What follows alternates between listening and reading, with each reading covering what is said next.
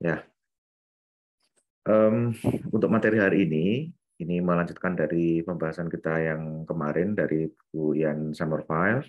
Kita di chapter 4 membahas mengenai requirement engineering. Materi ini sebenarnya pengenalan dari mata kuliah yang nantinya kalau Anda ambil di bidang minat RPL, itu nanti Anda akan dapat secara lengkap bagaimana sih tahapan-tahapan ya untuk melakukan requirement engineering. Nah, di chapter 4 ini sifatnya di hari ini khususnya ya, ini sifatnya adalah pengenalan atau pengantar saja mengenai requirement engineering. Gitu ya. Nah, topik yang dibahas hari ini ada functional and non-functional requirement. Jadi jenis requirement itu paling ada kepenggolongannya itu ada kebutuhan fungsional dan ada kebutuhan non fungsional. Terus kemudian topik selanjutnya adalah requirement engineering proses. Apa yang dibutuhkan untuk melakukan requirement engineering? Itu ada 4 fase atau 4 tahapan ya. Tahapannya yang pertama elisitasi kebutuhan atau requirement elicitation. Selanjutnya ada specification, selanjutnya ada validation, selanjutnya ada change atau manajemen, gitu ya. Kita nanti akan melihat ini ya sekilas begitu ya, atau sebagai pengantar, gitu ya. Kira-kira di dalam requirement engineering itu apa sih yang dibahas, begitu. Oke. Kita berawal dari requirement engineering terlebih dahulu. Apa sih definisi dari requirement engineering? Ya, secara umum dia adalah proses untuk menemukan layanan-layanan apa yang dibutuhkan oleh customer terhadap suatu sistem yang dipesan ke kita, gitu ya. Sebelum itu nanti di develop, gitu ya. Itu requirement engineering. Jadi proses-prosesnya itu untuk menemukan kira-kira kebutuhan dari klien itu apa, gitu ya. Requirement itu apa, gitu ya. Requirement ini bisa levelnya ini ya, levelnya jangkauannya bisa berbeda-beda. Ada yang tulisannya atau kalimatnya itu abstrak, ada juga yang pakai fungsi matematis. Ya, jadi ada yang kalimat seperti kita berbicara gitu ya, maksudnya kalimat-kalimat sehari, kalimat yang biasa kita pakai, ada kalimat yang ada requirement yang pakai rumus, masalahnya seperti itu gitu ya. Nanti kita juga akan ditampilkan. Oke. Requirement seperti yang kita ketahui sebelumnya itu kenapa sih kok dibutuhkan ya, karena dia bisa jadi basisnya kontrak pemesanan atau kontrak proyek perangkat lunak, gitu kan ya. Dia bisa jadi sebagai kontrak. Oke, ini definisi dari Davis. Kemudian tipe-tipe requirement. Ini perlu diperhatikan. Ada tipe requirement. Ini ada user requirement, ada system requirement. Kalau user requirement ini umumnya ditulis dalam natural language atau dalam kalimat yang biasa kita pakai atau yang mudah dipahami, gitu kan ya. Kalau yang sistem requirement ini detail dari kemampuan sistem, ya detail dari kemampuan sistem. Jadi kalau user requirement itu kalimatnya itu untuk natural language, gitu ya, menjelaskan apa sih layanan apa yang nantinya bisa didapat oleh si klien. Kalau sistem requirement ini berisi detail description dari fungsi-fungsi sistem, gitu ya. Jadi ada user requirement, ada system requirement. Nah, ini contoh dari user requirement dan juga dari system requirement. Terlihat di sini kalau user requirement itu masih ini ya tulisannya ya atau kalimatnya ya seperti natural language, the main core system, so generate monthly management report dan seterusnya gitu ya. Jadi si sistem itu harusnya nanti bisa apa gitu kan ya. Kalau kalau sistem requirement itu sudah fungsi per fungsi secara detailnya itu nanti bisa apa, harus bisa bagaimana begitu ya. Oke.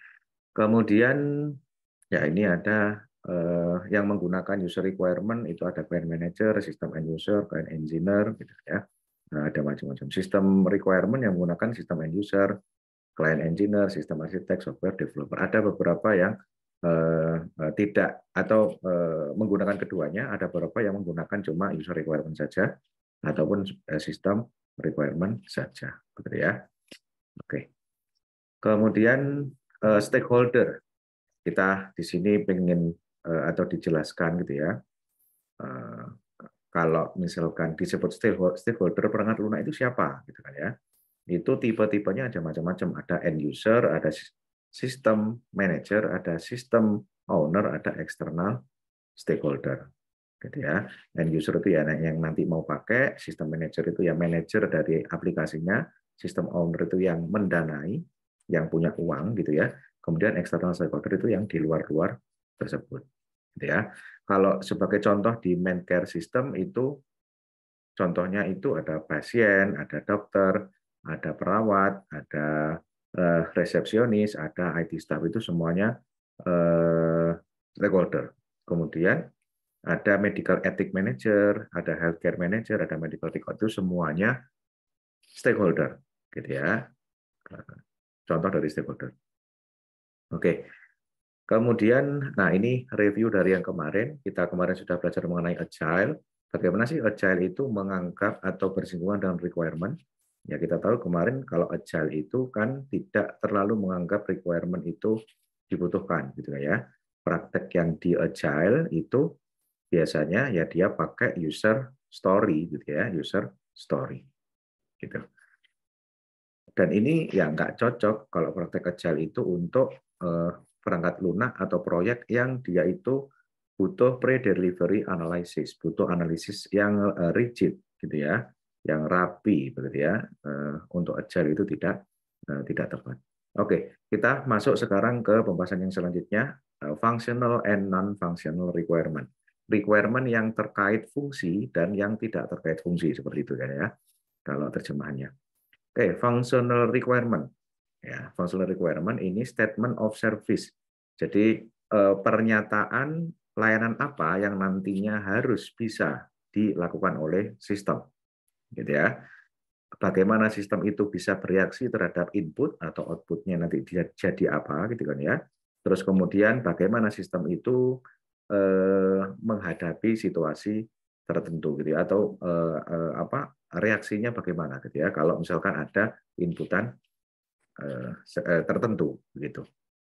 Kalau non functional requirement itu yang selain fungsi, ya. Jadi nanti ada security, ada usability, ada ease of use dan seterusnya, kemudahan penggunaan dan seterusnya, reliability. Nanti kita akan lihat ya.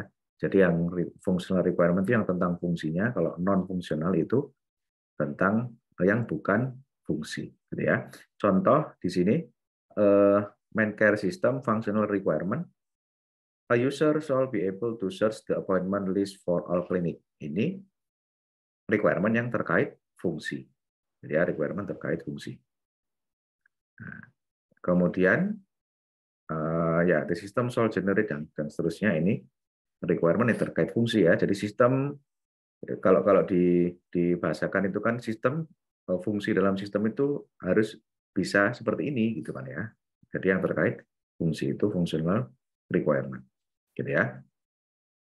Kemudian di sini kita dikenalkan dengan requirement imprecision. Requirement itu enggak selamanya presisi, dia bisa jadi ambigu, gitu ya. Dia bisa jadi ambigu. Contoh requirement tentang search, gitu ya, atau tentang fungsi search itu bisa diinterpretasikan berbeda dari sudut pandang pengguna ataupun dari sudut pandang developer. Ya, jadi terminologi-terminologi seperti itu harus dijelaskan dalam requirement. Search itu apanya yang dicari, begitu ya. Jadi harus sejelas mungkin. Kemudian requirement completeness and consistency. Ini ada isu lagi tentang requirement. Ini ada requirement harus komplit dan konsisten. Komplit artinya harus menjelaskan seluruh deskripsi dari sela-sela atau terminologi, gitu ya. Dan seluruh fasilitas-fasilitas yang bisa dilakukan oleh si aplikasi. Kemudian konsisten ini harus ada tidak ada kontradiksi ya antara istilah, terus kemudian ada requirement yang di posisi yang satu dengan posisi yang lain, gitu ya, harus konsisten. Kemudian, nah ini non-functional requirement. Ya, di sini non-functional requirement ini mendefinisikan sistem properties and constraint. Contoh reliability, response time, storage requirement. Ya, contoh response time. Ya, jadi sistem harus bisa merespon masukan dalam 0,3 second gitu, atau dalam 3 milisecond gitu kan ya. Ya 0,3 second gitu kan ya. Nah, jadi itu requirement non-functional requirement tentang response time. Storage requirement, sistem tidak boleh melebihi 500 MB dalam penggunaan RAM misalkan. Itu storage requirement gitu ya. Oke, itu contoh-contoh dari non-functional requirement. Nah, kalau mau dipetakan, ini non-functional requirement ada banyak gitu ya. Ada product requirement, ada organizational requirement, ada external requirement. Itu untuk induknya. Ada subhierarkinya yang lebih banyak. Ada usability, efficiency, dependability, security, performance, ada space. Gitu ya. Ada subhierarki yang lain juga. Gitu ya. Nah, sekarang contoh dari implementasi non-functional requirement. Ya, ya, non-functional walaupun seakan-akan ini yang bukan fungsinya, tapi dia bisa berefek atau berimbas gitu ya kepada keseluruhan sistem, gitu ya, kalau dia itu tidak dipenuhi, gitu ya. Oke. Contoh product requirement, gitu ya. Ada execution speed, ada reliability, gitu ya. Contoh organizational requirement, ini ada terkait policies atau terkait aturan-aturan gitu ya, kemudian prosedur. Ada juga external requirement. Kita akan lihat bentuknya non-functional requirement gitu ya. Oke, sebelum ke bentuknya, ini kita diberikan istilah ini ya, non-functional requirement may be very difficult to state precisely and in precise requirement may be difficult to verify. Jadi non-functional requirement itu rawan untuk menjadi ambigu dan dia itu tidak bisa diukur, ya, rawan sekali ambigu dan tidak bisa diukur. Kalau functional requirement itu ya relatif mudah untuk diukur ya. Artinya apa? Fungsinya bisa jalan atau enggak itu kan bisa di ini ya, maksudnya bisa diukur gitu ya, dengan mudah bisa diukur. Dilihat aja fungsinya jalan enggak gitu kan ya. Nah, kalau non functional requirement itu agak sedikit tricky untuk bisa diukur gitu ya. Oke.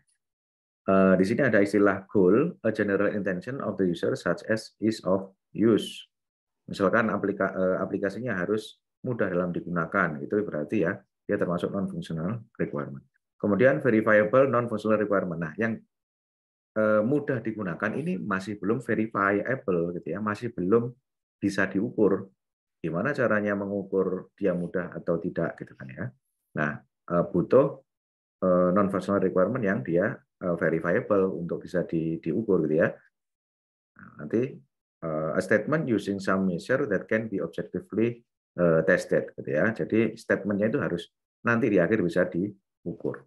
Gitu ya. Nanti kita akan lihat ya bentuknya itu bagaimana. Oke. Oke. Jadi di sini the system should be easy to use by medical staff and should be organized in such a way that user errors are minimized. Ini saya sebutkan bahasa Inggrisnya karena ya supaya tahu bedanya gitu ya. Ini goal gitu ya. Goal itu artinya apa? Tujuannya dari si pengguna itu errornya jangan sampai banyak gitu ya. Tapi ini kalau requirement ini ditulis itu masih belum bisa dites. Kenapa? Errornya minim itu kan nggak bisa dites ya. Minim itu seberapa? Gitu ya. Minim itu seberapa? Ya. Ya, dari goal itu ada dari kalimat ini itu kalau mau ditulis sebagai requirement non requirement non functional requirement khususnya usability requirement gitu kan ya. Itu nulisnya bagaimana? Tulisnya seperti ini, medical staff shall be able to use all the system function after 4 hours of training. Jadi stafnya itu harus bisa menggunakan seluruh fungsinya dengan 4 jam training saja. Gitu ya. Setelah training, rata-rata error yang dilakukan oleh experience user atau user yang sudah di training tadi tidak boleh lebih dari 2 kesalahan dalam 1 jamnya. Ya, dalam 1 jam penggunaan. Ini bisa dites. Ya, ngetesnya bagaimana? Ngetes usability-nya ya coba di training dalam 4 jam terus disuruh menerapkan aplikasi, errornya bisa lebih dari 2 enggak? Atau bisa kurang dari 2 enggak dalam 1 jam. Itu kan testable. Jadi non-functional requirement mau jenis apapun itu diupayakan untuk bisa testable. Gitu ya. Ini adalah contoh usability. Gitu ya.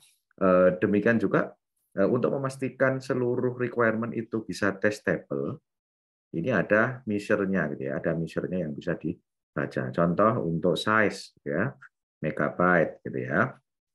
Terus kemudian ease of use, training time seperti yang tadi gitu ya, dan seterusnya. Itu untuk memastikan requirement-nya itu bisa diukur gitu ya. Non-functional requirement-nya bisa diukur gitu ya. Oke, itu tadi untuk functional dan non-functional requirement. Dari requirement fungsional itu harus kalimatnya bisa diukur pastinya, dan non-functional juga harus kalimat requirement itu harus bisa diukur. Gitu ya. Oke, nah sekarang requirement engineering proses.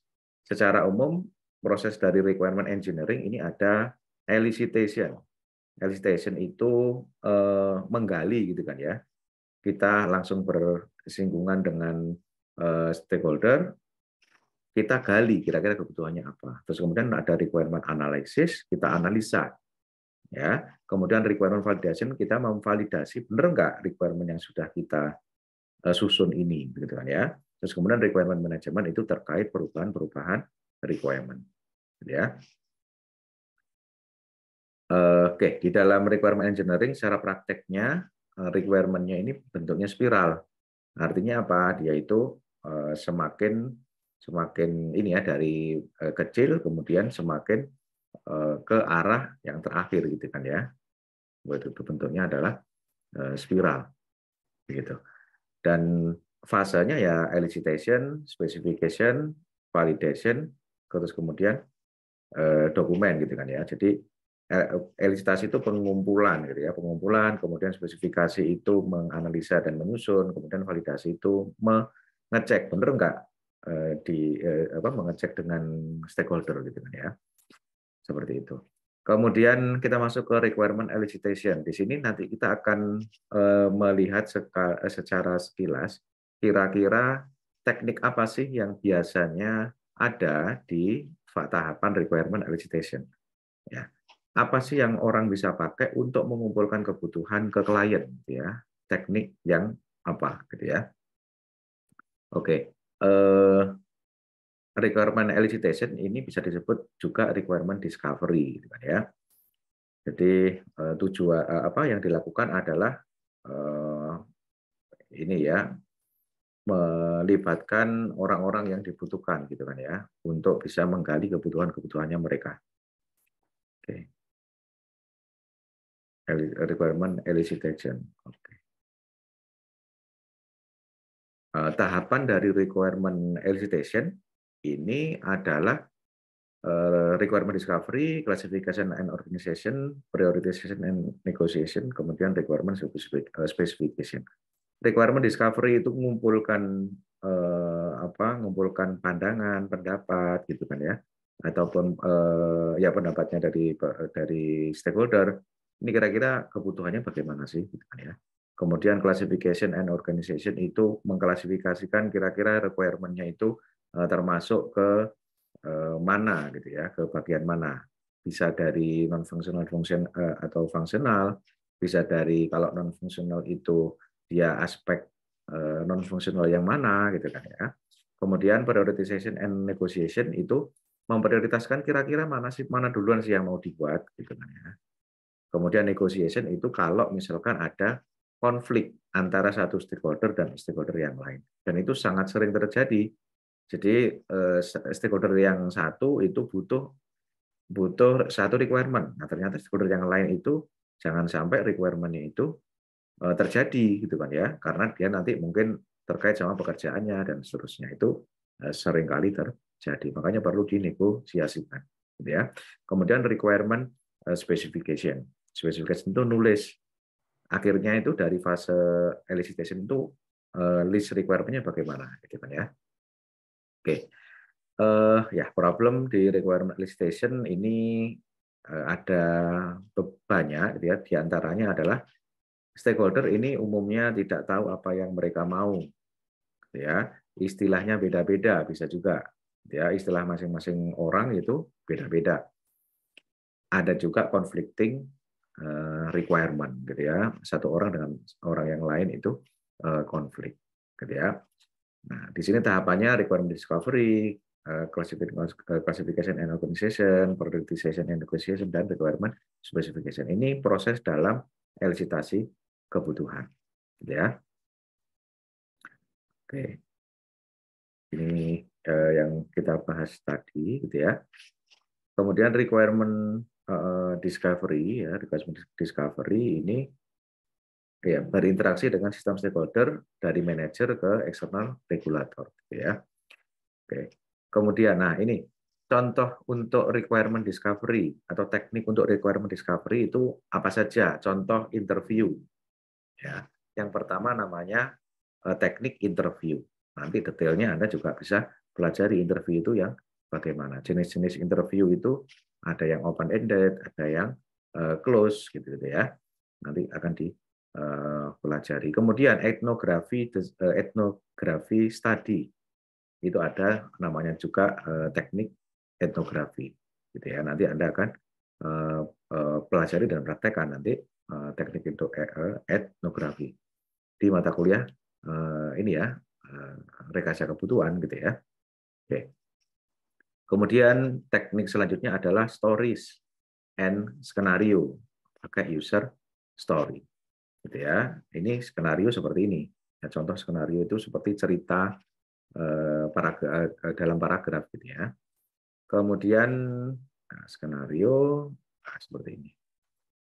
Kemudian teknik selanjutnya, oh ya, itu tadi ya, itu teknik-teknik untuk requirement specification. Sorry, untuk teknik requirement elicitation, ya, teknik-teknik yang bisa dipakai untuk elicitation itu seperti itu. Kemudian sekarang fase selanjutnya adalah requirement specification, proses untuk menulis user requirement dan sistem requirement, gitu ya. Jadi proses untuk menulis.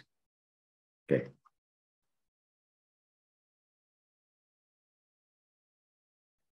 Ya, ini adalah karakteristik menulis yang baik itu bagaimana, gitu ya. Nah, kemudian ya requirement dan apa hubungannya requirement dengan fase desain? Requirement dan fase desain itu secara prakteknya tidak bisa dilepaskan, gitu ya, karena requirement itu ya desain itu ya tergantung requirement-nya bagaimana, gitu ya. Oke, natural language specification, spesifikasi perangkat lunak yang kalimatnya natural gitu ya, itu bisa juga dipakai, gitu ya, yang masih atau yang pakai bahasa-bahasa yang biasa dipakai. Ini ada panduan-panduan dalam menulis requirement. Oke, kemudian problem-problem dalam ya ini plus minusnya kalau mau pakai natural language atau mau pakai yang pakai yang yang ini ya yang baku gitu ya atau yang matematis. Nanti kita akan lihat. Jadi requirement itu tidak hanya natural language atau bahasanya itu bahasa yang gampang dipahami. Ada juga requirement yang formal gitu ya, requirement yang formal method. Nah, istilahnya seperti ini gitu kan ya. Ada juga nanti yang lebih formal lagi, ya, requirement yang lebih formal lagi itu seperti ini, gitu ya. Jadi pakai bilangan-bilangan atau satuan-satuan matematis gitu ya. Requirement-nya itu dibentuk seperti ini. Itu bisa juga. gitu ya. Jadi dari yang natural language sampai yang matematis itu ada plus minusnya. Oke, kemudian ada teknik selanjutnya. Selain dari natural language, selain juga yang dari matematis, atau yang dari formal method, istilahnya, yang matematis itu ya, ada juga pakai use case, pakai diagram. Ya, pakai diagram. Use case ini nanti Anda akan pelajari di bagian ini ya, desain perangkat lunak, atau mata kuliah desain perangkat lunak, di mata kuliah penjurusan juga, kalau Anda masuk RPL. Nah, use case itu bentuknya diagram-diagram seperti ini. Dia bisa menspesifikasikan kebutuhan, tapi dari gambar seperti ini. Contoh misalkan, medical receptionist ini di aplikasinya itu bisa melakukan apa? Bisa melakukan register pasien, bisa melakukan view personal info. Nah, bentuknya seperti itu. Gitu ya. Manajer bisa melakukan apa? Bisa ekspor statistik, bisa generate report, dan seterusnya. Ya, kita bisa pakai teknik use case juga, gitu kan ya. Kemudian bisa juga bentuknya itu pakai dokumen gitu ya, atau SRS, Software Requirement Specification. Kalau bahasa Inggrisnya. Kalau di bahasa Indonesia itu SKPL, spesifikasi kebutuhan perangkat lunak, gitu ya. Jadi banyak sekali caranya dalam menuliskan perangkat lunak tadi, gitu ya, dari yang natural language, kemudian ada yang dari formal method, ada yang pakai use case, ada yang pakai SRS, gitu ya. Oke. Nah, ini variability, ini bentuknya kalau pakai SRS saja itu formatnya banyak sekali. Ada yang dari IEEE, ada yang dari format yang lain gitu kan ya. Dan semuanya bisa dipakai gitu ya. Oke, ini ada paling tidak di dalam SRS atau dokumen Software Requirement Specification itu harus ada apa saja gitu kan ya. Previous introduction dan seterusnya. Oke. Nah, ini masih ada terus sampai indeks yang terakhir gitu ya. Oke, itu tadi requirement specification. Dalam requirement specification ada banyak apa inti pekerjaannya adalah menuliskan apa yang sudah dianalisa di awal ya. Inti pekerjaannya seperti itu. Ada banyak sekali teknik atau cara dalam menuliskan requirement yang sudah kita bahas tadi. Nah, sekarang di sini ada requirement validation. Bagaimana memvalidasi requirement yang sudah kita tulis tadi.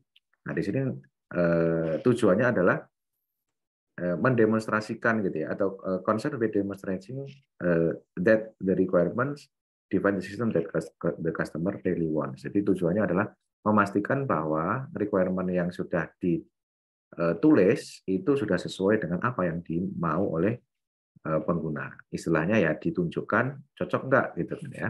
Itu validation. Yang dicek banyak kalau yang divalidasi. Itu ada validity, ada konsistensi, ada completeness, ada realism, ada variability. Ya, ini nanti juga Anda bisa pelajari ya bagaimana cara ngeceknya masing-masing gitu ya. Contoh ataupun teknik-teknik untuk memvalidasi requirement juga banyak Anda bisa pelajari gitu ya.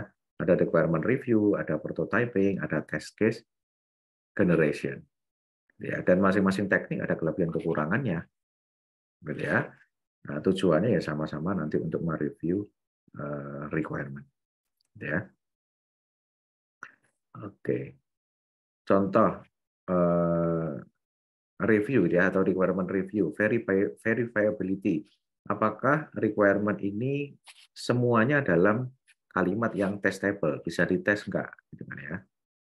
Ya, dipastikan semuanya itu bisa dites. Jangan sampai kalimat yang cuma goal tadi gitu kan ya. Yang cuma goal ya, seluruh kalimat dalam requirement itu harus bisa dites. Dan seterusnya sampai adaptability gitu kan ya. Seperti itu. Jadi requirement itu perlu dicek gitu ya. Kemudian selanjutnya ada requirement change. Bagaimana memanajemen requirement yang ada perubahan gitu ya. Requirement ini dokumen yang bisa dibilang baku gitu ya. Tapi enggak selamanya kalau sudah ditulis itu ya itu yang harus dijalankan sampai akhir. Bisa jadi itu ada terjadi perubahan-perubahan ya. Apalagi kalau di sistem yang besar itu ya pasti bisa ada apa bisa terjadi gitu ya perubahan-perubahan requirement ya. Nah, perubahan-perubahan requirement ini harus dianalisa dulu gitu kan ya. Harus dipahami dulu perubahannya itu kenapa, terus kemudian harus dicatat juga. Gitu ya, harus dicatat. Istilahnya log dari perubahannya itu ya harus dicatat gitu kan ya. Oke.